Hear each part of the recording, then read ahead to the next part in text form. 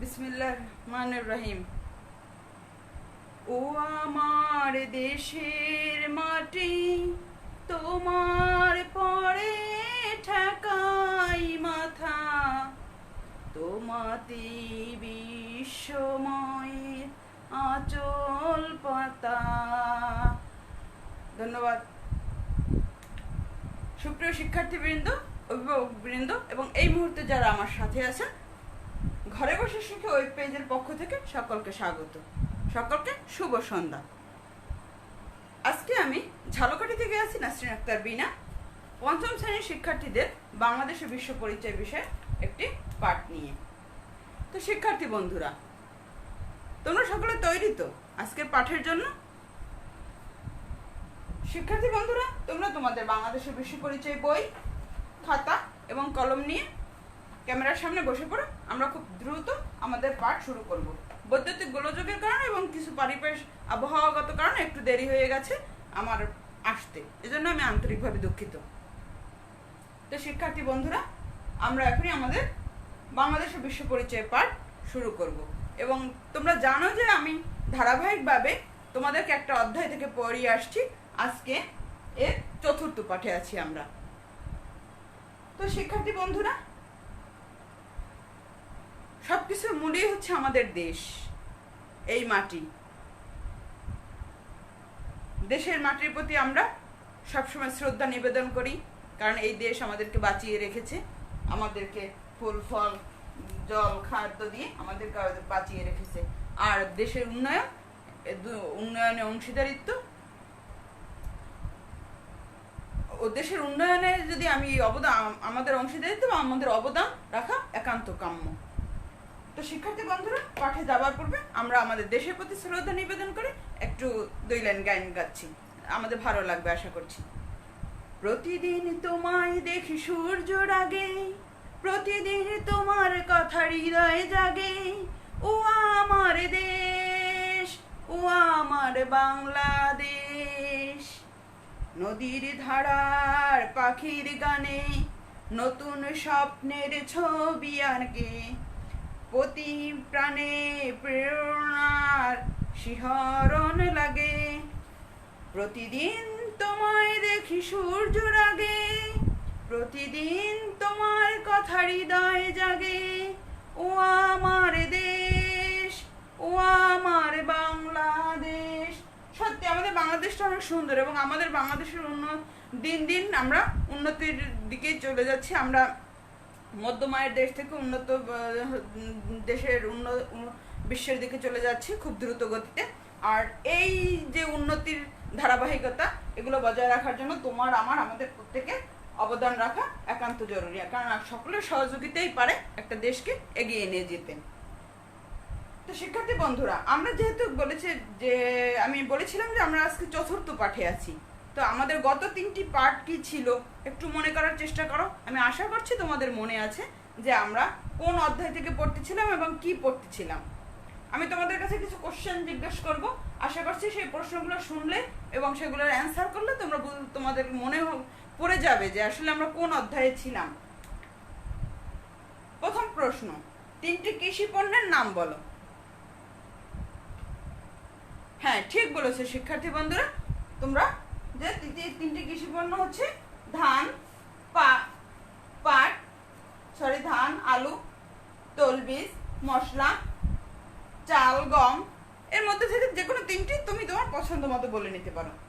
2টি অর্থকারী ফসলের নাম বলো। অর্থকারী ফসল, আশা করি শব্দটা মনে আছে, যে ফসল আমাদের অর্থ এনে দেয়, অর্থাৎ বিদেশে রপ্তানি করে আমরা অর্থ উপার্জন করি, এরকম 2টি ফসলের নাম বলো। হ্যাঁ বন্ধুরা, ঠিক বলেছো। 2টি অর্থকারী ফসল হচ্ছে পাট, চা, তামাক।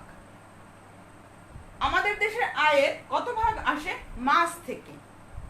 তোমাদেরকে একটা বাড়ির কাজ দিয়েছিলাম এবং বলেছিলাম, সেখানে কিন্তু আমরা গত পাঠে আলোচনা করেছিলাম যে আমাদের দেশের অর্থনীতিতে হিমায়িত চিংড়ি, অর্থাৎ যেহেতু জালের মতো ছড়িয়ে ছিটিয়ে আছে আমাদের দেশে নদী নালা খালবিল, আর নদী নালা খালবিল হচ্ছে মাছের উৎস, আর এই মাছ আমাদের দেশের অর্থনীতিতে বিশেষ অবদান রাখে। তো কত শতাংশ আসে বা কত ভাগ অর্থনীতিতে আয়ের কত ভাগ আসে এই মাছ থেকে, মনে আছে তোমাদের সেটি? আমি জানি তোমাদের মনে আছে, তো দ্রুত আমাকে কমেন্ট বক্সে জানিয়ে দাও। ঠিক বলেছো, 23%। কোন কোন উপাদান আমাদের দেশের ফসলের উৎপাদন বৃদ্ধিতে সহায়তা করে? শিক্ষার্থী বন্ধুরা, শুধুই কি আমাদের ভৌগোলিক অবস্থান আমাদের এই ফসলের উন্নতির এত বেশি ফসল ফলা, আমাদের এত উন্নতির জন্য কি শুধুমাত্র আমাদের ভৌগোলিক অবস্থানই দেয়, নাকি এর সাথে আরো কোনো বিষয় জড়িত আছে? ঠিক বলেছো বন্ধুরা, শুধু ভৌগোলিক অবস্থান নয়, এর সাথে আমাদের সাথে জড়িয়ে আছে আবহাওয়া, জলবায়ু, ভোক্তার চাহিদা এবং আমাদের মাটি। তো শিক্ষার্থী বন্ধুরা, আশা করছি তোমাদের পিছনের পার্ট 3টি বেশ ভালোভাবে মনে আছে এবং তোমরা এগুলো নিয়মিত অনুশীলন করছো বাসায়। তো আমরা সামনের দিকে অগ্রসর হই। শিক্ষার্থী বন্ধুরা, একটু স্ক্রিনের দিকে দেখো এবং ছবিগুলো লক্ষ্য করো। ছবিতে কি দেখা যাচ্ছে? দেখো, এখানে তাঁত বোনা হচ্ছে। এখানে যিনি তাঁত বুনছেন তিনি অনেক বয়স্ক ব্যক্তি। এ থেকে আমরা বুঝতে পারছি যে এরা বংশ পরম্পরায় এরকম করে সুতো দিয়ে তাঁত বোনেন, অর্থাৎ কাপড় বোনেন। যেহেতু একজন বয়স্ক ব্যক্তি যখন এই কাজটি করে, তার মানে তার পরিবার বা তার আশেপাশে সবাই বংশ পরম্পরায় এই কাজটি করে থাকেন।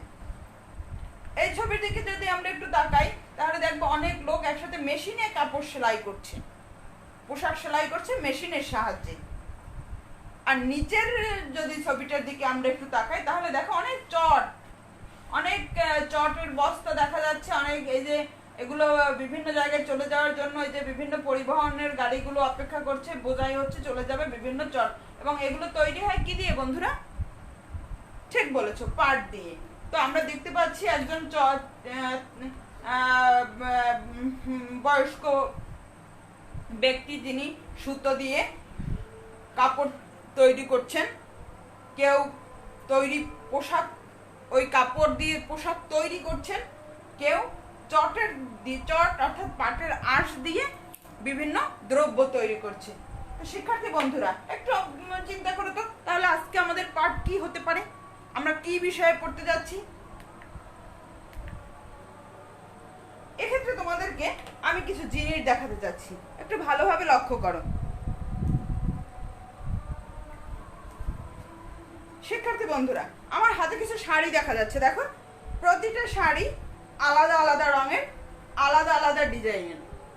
এই এক একটা শাড়ির পিছনে কিন্তু এক একজন তাঁতি অনেক সময় দেন, অনেক পরিশ্রম করেন, অনেক যত্ন এবং ভালোবাসা দিয়ে তিনি এই শাড়িগুলো তৈরি করেন। এই শাড়িটা দেখো, এই শাড়িটা তৈরি করার পর এই যে বোনার পরে এর উপরে আবার এই যে চুমকি সুতার কাজ করতে হয়েছে, তাকে কারচুপির কাজ করতে হয়েছে, এজন্য তাকে অনেক সময় দিতে হয়েছে। আর এই সব শাড়ির উপরে এই যে কাজ, প্রতিটা শাড়িতে দেখো কি সুন্দর সুন্দর কাজ করা হয়েছে। এগুলো যারা করেন, এগুলো কারা করেন শিক্ষার্থী বন্ধুরা? হ্যাঁ, ঠিকই বলেছো, তাঁতি। এদেরকে আমরা, যারা এত সুন্দর করে শাড়ি বোনেন, তাদেরকে বলি আমরা তাঁতি। তাঁতিরা খুব সুন্দর করে নিজ হাতে ভালোবাসা এবং তাদের নৈপুণ্যতা, দক্ষতার সাথে এই শাড়িগুলো তৈরি করেছেন। আমি তোমাদেরকে আরো কিছু জিনিস দেখাতে যাচ্ছি। দেখো শিক্ষার্থী বন্ধুরা, এখানে আমরা একটা প্যান্ট দেখতে পাচ্ছি। এই প্যান্টগুলো কিন্তু আমরা সরাসরি মার্কেট থেকে, বিভিন্ন শপিং মল থেকে কিনে নিয়ে আসি। এছাড়া দেখা যাচ্ছে ড্রেস দেখা যাচ্ছে, এভাবে রেডিমেড ড্রেস, বিভিন্ন ডিজাইনের রেডিমেড ড্রেস আমরা মার্কেট থেকে সরাসরি কিনে এনে ব্যবহার করি। এগুলো দোকানে এরকমের মাপ অনুযায়ী কিনতে পাওয়া যায়, অর্থাৎ তৈরি পোশাক বলা হয় দোকানে, তৈরি পোশাক বা রেডিমেড গার্মেন্টস। এই যে দেখো একটা গেঞ্জি দেখা যাচ্ছে, এগুলো তৈরি পোশাক হিসেবে দোকানে থাকে। এগুলোর কোনো মাপ দিতে হয় না, এগুলো নির্দিষ্ট মাপের গিয়ে বয়স এবং সাইজ বললে দোকানে আমরা এগুলো পাই। তো শিক্ষার্থী বন্ধুরা, এই সব পোশাকগুলো, এগুলো কিন্তু আমরা দোকানে, দেখো একটা প্যান্ট দেখা যাচ্ছে, এই যে এগুলো বিভিন্ন ফ্যাক্টরিতে এগুলো তৈরি করা হয়, আর এগুলো বিদেশে রপ্তানিও করা হয়। তো এই যে তৈরি পোশাক যেগুলো দেখালাম, রেডিমেড গার্মেন্টস, এই সব যারা তৈরি করেন, সেগুলো তাদেরকে আমরা কি বলি? এই এই এই ফ্যাক্টরিতে, যেসব ফ্যাক্টরি বা কারখানা এগুলো তৈরি হয়, সেই ক্ষেত্রে একে আমরা কি বলি? যারা শাড়ি তৈরি করছেন, বিভিন্ন শাড়ির কাজ করছেন, সেটা বললাম আমরা তাঁত শিল্প। আর যারা রেডিমেড গার্মেন্টস তৈরি করছেন, তৈরি পোশাক তৈরি করছেন, ঠিকই বলেছো বন্ধুরা, এটা হচ্ছে পোশাক শিল্প। আমি তোমাদেরকে আরো কিছু জিনিস দেখাতে যাচ্ছি। এগুলো নিশ্চয়ই তোমরা চেনো। আমরা গত পাঠে পড়েছিলাম সোনালী আঁশ। সোনালী আঁশ থেকে তৈরি সুতো, এরপরে এ থেকে সুতো থেকে তৈরি হয় এভাবে চট। আর এই চটকে দেখো আমাদের দাদি নানিরা বা বাসায় যারা এখন আমরা যে জেনারেশনে আছি, আমরা যারা আছি, আমাদের যারা চাকরিজীবী আছি, আমাদের অত সময় হয় না, কিন্তু যারা আছেন মুরব্বীরা আছেন, তারা কত যত্ন করে এই চটের উপর এভাবে সুন্দর সুন্দর নকশা তৈরি করেন। বর্তমান সময়ে এগুলো এগুলো যদিও ঘরে তৈরি করা হয়, এরকম সুন্দর করে নকশা, বিভিন্ন নকশা তৈরি করেন তারা ঘরের সৌন্দর্য বৃদ্ধির জন্য। মেশিনেও বিভিন্ন কার্পেট, বিভিন্ন, এছাড়া তো পাটের ব্যাগ, যেটা পরিবেশ বান্ধব, এগুলো তৈরি করা হয়, যেগুলো বেশ ট্রেন্ড এবং ফ্যাশনেবল এখন। তো শিক্ষার্থী বন্ধুরা, নিশ্চয়ই বুঝতে পারছো যে আমরা আজকে আসলে কি পড়তে যাচ্ছি। হ্যাঁ শিক্ষার্থী বন্ধুরা, ঠিক তোমাদের ধারণা ঠিক আছে, কারণ তোমরা অনেক ট্যালেন্টেড। আজকে আমরা পড়বো আমাদের অর্থনীতিতে কৃষি ও শিল্প, এই অধ্যায় থেকে বাংলাদেশের শিল্প। শিক্ষার্থী বন্ধুরা, তোমরা ঝটপট আজকের পাঠের শিরোনামটি লিখে নাও, বাংলাদেশের শিল্প। আজকের আমাদের পাঠ হচ্ছে বাংলাদেশের শিল্প। আমাদের দেশে কি কি শিল্প আছে, আমাদের অর্থনীতিতে কোন কোন শিল্প অবদান রাখছে, এবং এই শিল্পের সাহায্যে কিভাবে আমরা দিন দিন উন্নত বিশ্বের দিকে এগিয়ে যাচ্ছি, এই সম্পর্কে আজকে আমরা জানব। বাংলাদেশের শিল্প। শিক্ষার্থী বন্ধুরা, তোমরা ঝটপট তোমাদের খাতায় আজকের পাঠের শিরোনামটি লিখে নাও।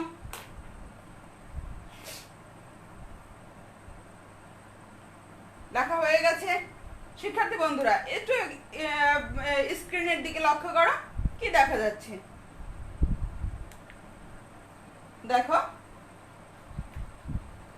হ্যাঁ, কতটা মনোযোগ দিয়ে, কত যত্ন করে শাড়ি তৈরি করছেন। এটা কি শাড়ি বলো তো বন্ধুরা? আমাদের দেশের বেশ ঐতিহ্যবাহী শাড়ি, যা মানে প্রতি নারীর একটা, কমপক্ষে একটা শাড়ি না থাকলে তো তার সবচেয়ে বেশি মন খারাপ থাকে। বলো তো কি সেটা? হ্যাঁ বন্ধুরা, ঠিকই বলেছো, জামদানি। দেখো কত সুন্দর, কত যত্ন করে এরা এই যে জামদানি শাড়ি তৈরি করছেন। শুধু জামদানি শাড়ি না, এছাড়াও এই যে তাঁত শিল্পে এরা অনেক ধরনের শাড়ি তৈরি করেন, আমরা পরবর্তীতে দেখবো। দেখো কতটা মনোযোগ তাদের, কতটা নৈপুণ্যতা, কতটা দক্ষতা, কতটা ভালোবাসা দিয়ে তারা এই তাঁত যন্ত্রে এই শাড়িগুলো তারা বুনছেন। একটু আগে আমি তোমাদেরকে দেখিয়েছিলাম কত সুন্দর, কত নিপুণ হাতে, কত দক্ষতার সাথে তারা শাড়িগুলো বুনে থাকেন। তো শিক্ষার্থী বন্ধুরা, বিভিন্ন প্রকার বস্ত্রকলা আমাদের দেশে আছে। এটি আমাদের দেশের একটি গুরুত্বপূর্ণ শিল্প। আমরা যে আজকে যে শিল্প পড়তে যাচ্ছি, তার প্রথম যে শিল্পটা হচ্ছে নিয়ে আমরা আজকে আলোচনা করব, সেটা হচ্ছে বস্ত্র শিল্প। তো দেখতেই পেলে যে কত যত্ন সহকারে তারা বস্ত্র অর্থাৎ পোশাক, কাপড় তৈরি করছেন। তো শিক্ষার্থী বন্ধুরা, এখন এই যে পোশাক বা এই কাপড়গুলো বাংলাদেশের কোন অঞ্চলে তৈরি হয় বেশি? একটু স্ক্রিনে লক্ষ্য করো এবং চিহ্নিত অংশটা একটু ভালো করে লক্ষ্য করো। ঢাকা, নারায়ণগঞ্জ এবং গাজীপুর।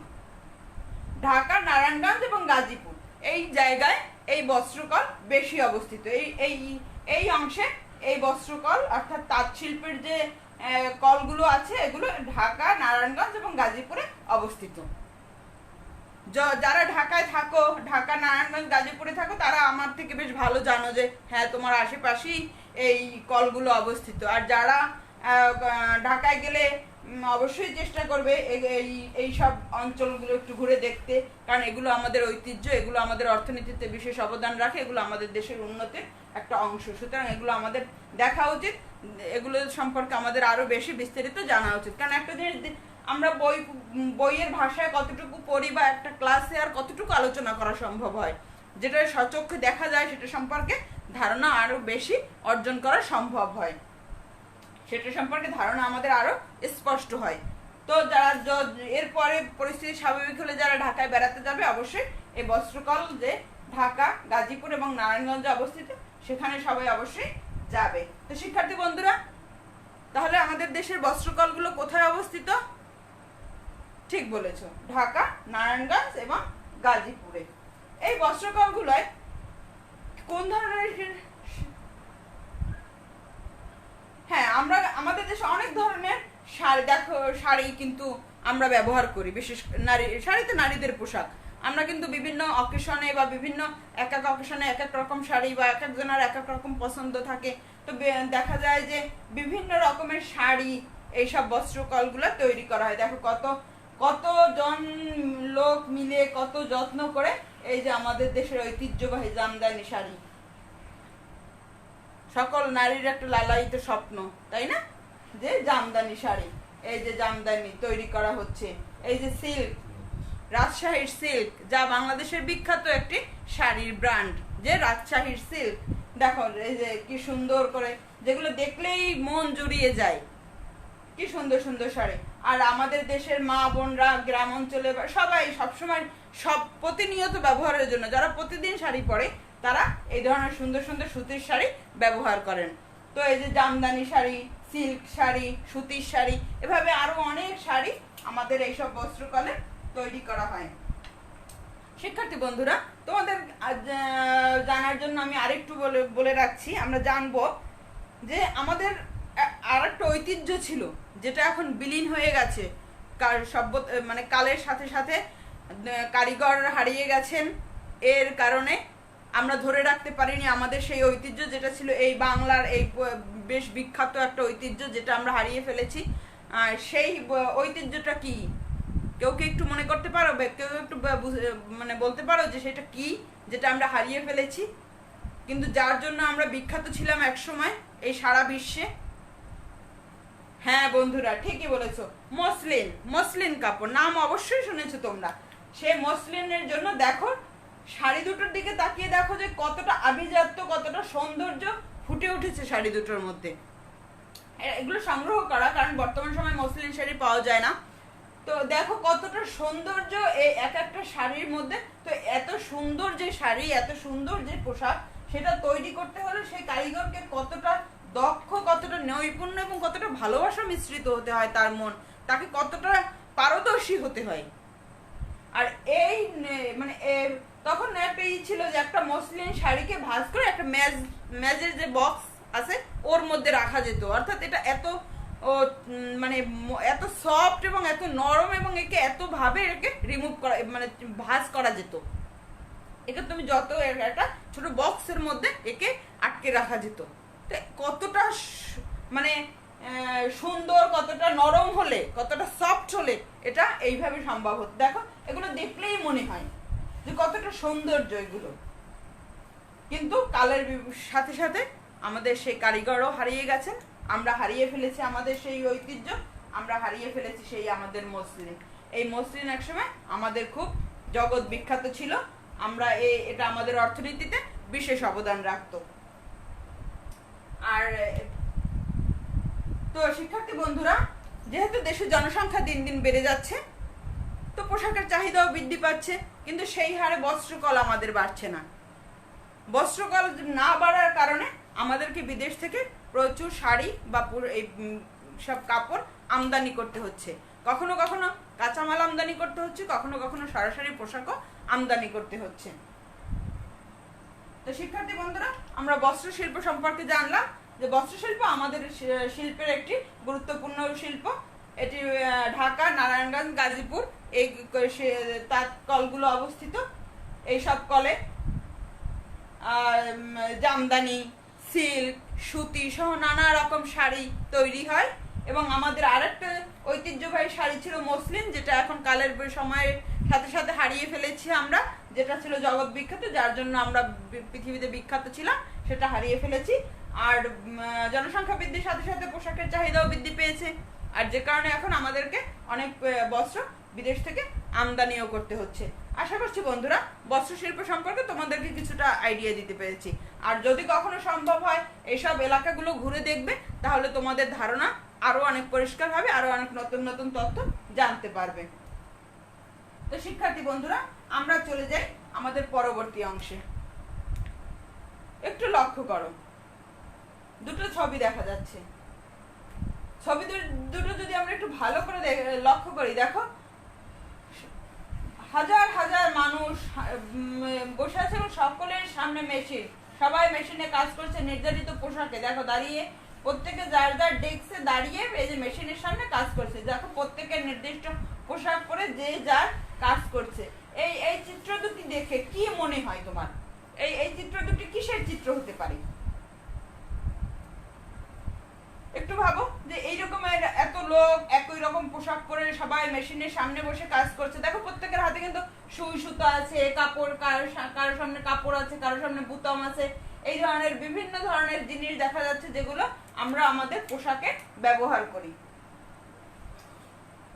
ঠিক বলেছো বন্ধুরা, এটা হচ্ছে পোশাক শিল্প। বাংলাদেশের আরেকটি গুরুত্বপূর্ণ শিল্প হচ্ছে পোশাক শিল্প।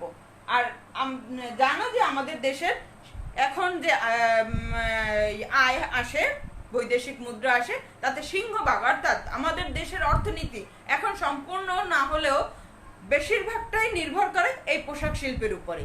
কারণ আমরা পোশাক শিল্পে অনেক এগিয়ে গেছি, অর্থাৎ রেডিমেড গার্মেন্টস যেগুলো, যে একটু আগে আমি দেখালাম তোমাদেরকে কয়েকটি পোশাক, তৈরি পোশাক, সেই তৈরি পোশাকে আমরা অনেকটাই এগিয়ে গেছি। কারণ আমরা খুব কম লোয়ার কস্টে অর্থাৎ কম খরচে অনেক উন্নত মানের পোশাক তৈরি করতে পারি, যেগুলো আমরা বিদেশে রপ্তানি করতে পারি। তাদের কাছে আমাদের পোশাকের চাহিদা অনেক বেশি, তারা অনেক উচ্চ মূল্যে আমাদের পোশাকগুলো কিনে নেন। তাই আমাদের দেশের রপ্তানির আর সিংহভাগ আসে এই পোশাক শিল্প থেকে। শিক্ষার্থী বন্ধুরা, এইসব পোশাক শিল্প অনেক লক্ষ লক্ষ নারী পুরুষ কাজ করে। কারণ বর্তমান সময়ে, আগেই বলেছি যে বর্তমান সময়ে আমাদের অর্থনীতিতে সবচেয়ে বেশি অবদান রাখে এই পোশাক শিল্প। তো পোশাক শিল্প যেহেতু অবদান রাখে, সেহেতু এর বিস্তারও অনেক বেশি, আর যার বিস্তার বেশি সেখানে কর্মসংস্থানও বেশি। তো দেশে অনেক নারী পুরুষ এই পোশাক শিল্পে, লক্ষ লক্ষ নারী পুরুষ এই পোশাক শিল্পে কাজ করছে। প্রতিনিয়ত তারা কাজ করছে, প্রতিনিয়ত নতুন নতুন ডিজাইনের পোশাক উৎপন্ন করছে বিদেশিদের চাহিদা অনুযায়ী। তারা যে ধরনের আমাদেরকে অর্ডার করছে, তারা যে ধরনের চাহিদা দিচ্ছে, সে ধরনের পোশাকই আমরা উৎপাদন করতে পারছি আমাদের কারিগরদের দক্ষতার কারণে। আর সে কারণে আমরা এগুলো বিদেশে রপ্তানি করে দিচ্ছি এবং আমাদের দেখো প্রবৃদ্ধি বা বাংলাদেশের অর্থনীতি এভাবে পোশাক শিল্প উপরের দিকে খুব দ্রুত গতিতে উঠে যাচ্ছে। অর্থাৎ পোশাক কারখানায় লক্ষ লক্ষ নারী পুরুষ কাজ করছে, আর এই তৈরি পোশাক রপ্তানি করে আমরা বৈদেশিক মুদ্রা অর্জন করছি, যা আমাদের অর্থনীতিকে খুব দ্রুত উপরের দিকে উঠতে সহায়তা করছে। শিক্ষার্থী বন্ধুরা, আমরা পোশাক শিল্পের বিভিন্ন ধরনের জামা, প্যান্ট, গেঞ্জি তৈরি, নারীদের পোশাক, পুরুষের পোশাক ইত্যাদি রেডিমেড গার্মেন্টস বিদেশে রপ্তানি করছি। এর সাথে আরো কিছু জিনিস আমরা রপ্তানি করছি এর সাথে, এই পোশাক শিল্পের সাথে সংশ্লিষ্ট। দেখো একটু ছবি দিকে ভালো করে তাকিয়ে দেখো। হ্যাঁ, তোমরা জানো যে আমাদের দেশে চামড়ার বেশ ব্যবহার আছে। আমাদের দেশে বিশেষ করে যখন কোরবানি আসে তখন কিন্তু বেশ সরকার চামড়া সংগ্রহ করে। কারণ আমাদের দেশে যেহেতু সিংহভাগ মুসলিম এবং মুসলিমদের প্রধান একটা ধর্মীয় উৎসব কুরবানির ঈদে আমরা সবাই কম বেশি যাদের সামর্থ্য আছে কুরবানি দেই। তো কুরবানির পশুর চামড়াগুলো সংগ্রহ করা হয় সরকারিভাবে, এবং সেই চামড়া দিয়ে ওই উন্নত মানের জুতা, ব্যাগ, তারপরে এই যে বেল্ট, এগুলো তৈরি করা হয়, যা বহির্বিশ্বে বেশ জনপ্রিয় এবং তার ব্যাপক চাহিদা আছে। তো এই তৈরি পোশাকের সাথে সাথে আমরা এই চামড়া দিয়ে তৈরি জুতা, ব্যাগ এবং এই যে বেল্ট, এগুলো রপ্তানি করে বৈদেশিক মুদ্রা অর্জন করি। তো শিক্ষার্থী বন্ধুরা, আশা করি পোশাক শিল্প সম্পর্কেও তোমাদেরকে আমি কিছুটা ধারণা দিতে পেরেছি যে পোশাক শিল্পে এটাও একটা গুরুত্বপূর্ণ শিল্প আমাদের। এখানে আমাদের বাংলাদেশের অর্থনীতিতে সিংহভাগ আয় আসে এই পোশাক শিল্প থেকে। এখানে লক্ষ লক্ষ নারী পুরুষ কাজ করে। এখানে আমরা চামড়ার তৈরি জুতা, ব্যাগ, তারপরে বেল্ট এগুলো রপ্তানি করেও বিভিন্ন বৈদেশিক মুদ্রা অর্জন করি। এরপরে এই পোশাক শিল্প আমাদের অর্থনীতিকে উপরের দিকে এগিয়ে নিতে সবচেয়ে বেশি ভূমিকা রাখছে। শিক্ষার্থী বন্ধুরা, আমরা বস্ত্র শিল্প সম্পর্কে জানলাম, পোশাক শিল্প সম্পর্কে জানলাম। এখন আমরা আমাদের আরেকটি শিল্প সম্পর্কে জানবো।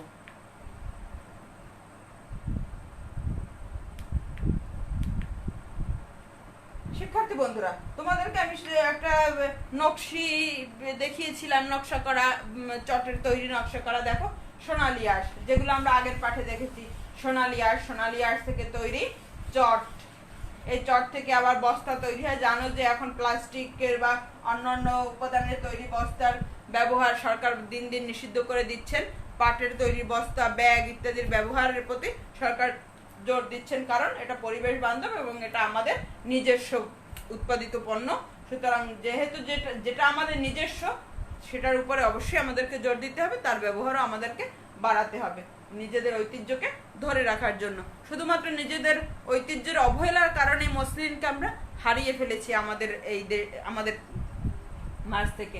তো পাটও হারিয়ে যেতে বসেছিল। সরকার আবার বেশ উদ্যোগ নিচ্ছে এই পাট শিল্পকে আবার আগের জায়গায় ফিরিয়ে আনার জন্য। তো এই যে পাটের কাঁচামাল, আমাদের দেশে আসলে পাটের ব্যবহারটা এখনো ততটা হয়ে আসেনি, যে কারণে দেখা যায় অনেক পাট উৎপন্ন হয় আমাদের দেশে, কিন্তু আমরা কাঁচামাল হিসাবে এই সুতোগুলো বা আঁশগুলোকে যেমন বিদেশে রপ্তানি করি, তেমনি পাটের তৈরি বিভিন্ন জিনিসও বিদেশে রপ্তানি করি। কারণ আমাদের দেশের মানুষের থেকে তারা বহির্বিশ্বের মানুষরা একটু পরিবেশের প্রতি বেশি সচেতন। আর যারা বেশি পরিবেশ সচেতন, তারা পরিবেশ বান্ধব জিনিসই বেশি ব্যবহার করেন। আর পাট অবশ্যই পরিবেশ বান্ধব। আমরা যে সচেতন নই তা না, কিন্তু আমরা অতটা এখনো সচেতন হয়ে উঠতে পারিনি, যে কারণে আমাদের চারপাশের পরিবেশ আমরা একটু যদি ভালোভাবে পর্যবেক্ষণ করি তাহলেই আমরা বুঝতে পারবো। তো শিক্ষার্থী বন্ধুরা, আমরা যেমন পাটের কাঁচামাল গুলো রপ্তানি করি, তেমনি পাটের তৈরি বিভিন্ন জিনিস বা দ্রব্য আমরা বিদেশে রপ্তানি করে বৈদেশিক মুদ্রা অর্জন করি। এখন একটু লক্ষ্য করো যে এই পাট শিল্পর এই পাটের ইগুলো কলগুলো কোথায় কোথায় আছে। যদি আমরা একটু খেয়াল করি, ম্যাপের দিকে দেখো, ঢাকার পাশে নারায়ণগঞ্জে এখানে অনেক পাট কল অবস্থিত। ঢাকার পাশে নারায়ণগঞ্জে অনেক পাট কল আছে। আর আছে চাঁদপুরে, আর আছে কোথায়? চাঁদপুরে। এছাড়া আছে খুলনার দৌলতপুরে, চাঁদপুরে আছে, ঢাকার নারায়ণগঞ্জে আছে, চাঁদপুরে আছে, এইসব জায়গায় পাটকল আছে। এছাড়া আছে খুলনার দৌলতপুরে, কারণ এই যে একটু লক্ষ্য করো, খুলনা বিভাগের খুলনার দৌলতপুরে অনেক পাটকল আছে। এর কারণ হচ্ছে এর চারপাশে নদী আছে। চারপাশে নদী থাকায় এই পাটজাত দ্রব্য আনা নেয়া, পাট থেকে উৎপাদিত দ্রব্য আনা নেয়ার কাজ অনেক সহজ হয় নদীপথে। আর এই সব জায়গার, এই যে নারায়ণগঞ্জ, চাঁদপুর, খুলনার দৌলতপুর, এর চারপাশে অনেক বড় বড় নদী আছে যা বিভিন্ন অঞ্চলের সাথে সংযুক্ত। আর এসব কারণেই এসব জায়গায় পাটকল অবস্থিত। তো শিক্ষার্থী বন্ধুরা, কোথায় কোথায় পাটকল অবস্থিত? হ্যাঁ, চাঁদপুর, নারায়ণগঞ্জ এবং খুলনার দৌলতপুরে। এর কারণ হচ্ছে কি, এটা নদীর তীরবর্তী অঞ্চল। নদীর তীরবর্তী অঞ্চল হওয়ার কারণে এইসব জায়গায় পাটকলগুলো অবস্থিত আছে। শিক্ষার্থী বন্ধুরা, একটু লক্ষ্য করো, এখন বর্তমান সময়ে একটা বেশ জনপ্রিয় বিষয় হচ্ছে পাট বা পাটজাত তৈরি দ্রব্য। পাট দিয়ে সুন্দর সুন্দর ব্যাগ তৈরি করা হয়, যেগুলো দেখতে যত সুন্দর, ব্যবহারে আরামদায়ক এবং বেশ আভিজাত্যের প্রকাশ পায়। এছাড়াও বিভিন্ন কার্পেট বা বিভিন্ন গৃহ সামগ্রী তৈরি করা হয়। বেশ উন্নত মানের কার্পেট, এগুলো পাটের আঁশ থেকে তৈরি করা হচ্ছে। যা আমাদের গৃহে শোভাবর্ধন করছে, আমাদের জীবনযাত্রাকে অনেক সহজ করছে। এবং কারণ এগুলো পরিবেশ বান্ধব, আগেই বলেছি পাট হচ্ছে পরিবেশ বান্ধব। তো পাট দিয়ে ব্যাগ, কার্পেট সহ নানা শৌখিন দ্রব্য তৈরি করা হচ্ছে এবং এগুলো রপ্তানিও করা হচ্ছে, যা আমাদের বৈদেশিক মুদ্রা অর্জনে সহায়তা করছে। তো শিক্ষার্থী বন্ধুরা, আমরা 3টি শিল্প সম্পর্কে জানলাম: বস্ত্র শিল্প, পোশাক শিল্প এবং পাট শিল্প। তো বস্ত্র শিল্পে আমরা কি কি জানলাম? যে বাংলাদেশের একটি গুরুত্বপূর্ণ শিল্প, এটি হচ্ছে ঢাকার নারায়ণগঞ্জ গাজীপুরে অবস্থিত।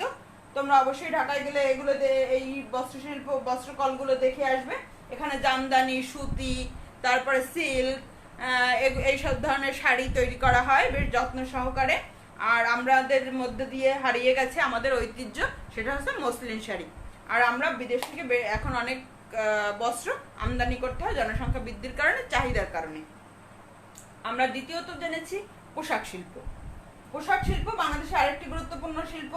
আমাদের দেশের সিংহভাগ আয় আসে এই পোশাক রপ্তানি, রেডিমেড গার্মেন্টস বা তৈরি পোশাক রপ্তানি করে, যা আমাদের অর্থনীতিকে দিন বাই দিন উপরের দিকে তুলতে সহায়তা করছে। অর্থাৎ আমাদেরকে মধ্যম আয়ের দেশে পৌঁছতে সবচেয়ে বেশি ভূমিকা রাখছে এই পোশাক শিল্প। আর এখানে লক্ষ লক্ষ নারী পুরুষ কাজ করছে, কর্মসংস্থান হচ্ছে, যা বেকারত্বের হার কমাচ্ছে। এছাড়াও আমরা এই পোশাকের সাথে করছি জুতা, চামড়ার তৈরি জুতা, ব্যাগ এবং বেল্ট, যা বিদেশে বেশ জনপ্রিয়। আরেকটি শিল্প শেষে আমরা জেনেছি, সেটা হচ্ছে পাট শিল্প, পরিবেশ বান্ধব একটি জিনিস পাট শিল্প। পাট হচ্ছে নদীর অববাহিকায়, নদীর তীরবর্তী অঞ্চল, যেমন চাঁদপুর, খুলনার দৌলতপুর, নারায়ণগঞ্জ, এসব জায়গায় পাট কল অবস্থিত। এই পাট দিয়ে বিভিন্ন শৌখিন জিনিস, কার্পেট, ব্যাগ এসব তৈরি করা হচ্ছে, যেগুলো এখন বেশ জনপ্রিয়। আমাদের দেশে থেকে বিদেশে বেশি জনপ্রিয়, কারণ এটা পরিবেশ বান্ধব। এটাও সরকার বিদেশে রপ্তানি করছে, বৈদেশিক মুদ্রা অর্জন করছে। তো শিক্ষার্থী বন্ধুরা, আমরা আমাদের আজকের পাঠের প্রায় শেষ পর্যায়ে চলে এসেছি। এই বাংলাদেশের শিল্প, এই অধ্যায়টা অনেক বড়, এইটার আলোচনাটা অনেক বড়। এটা আমরা 2 দিন এই পাঠটা, আগামী পাঠেও আমরা এই শিল্প নিয়ে আলোচনা করব। তো এই মুহূর্তে আমি তোমাদেরকে বলবো, তোমাদের পাঠ্য বইয়ের 36 নং পৃষ্ঠা খোলো এবং এতক্ষণ যে আলোচনা করলাম সেই আলোচনা মিলিয়ে নাও। অর্থাৎ বস্ত্র শিল্প, পোশাক শিল্প এবং পাট শিল্প। আমি তোমাদের সাথে এতক্ষণ যে 36 বিষয়গুলো নিয়ে আলোচনা করেছি, 36 পৃষ্ঠা খোলো এবং মিলিয়ে নাও। আমি আশা করব আমার বলার সাথে বা আমার যে আলোচনার সাথে তোমাদের বইয়ের, পাঠ্য বইয়ের সাথে অবশ্যই তোমরা মিল খুঁজে পাবে। যদি কোথাও অমিল হয়ে থাকে তো অবশ্যই আমাকে জানাবে।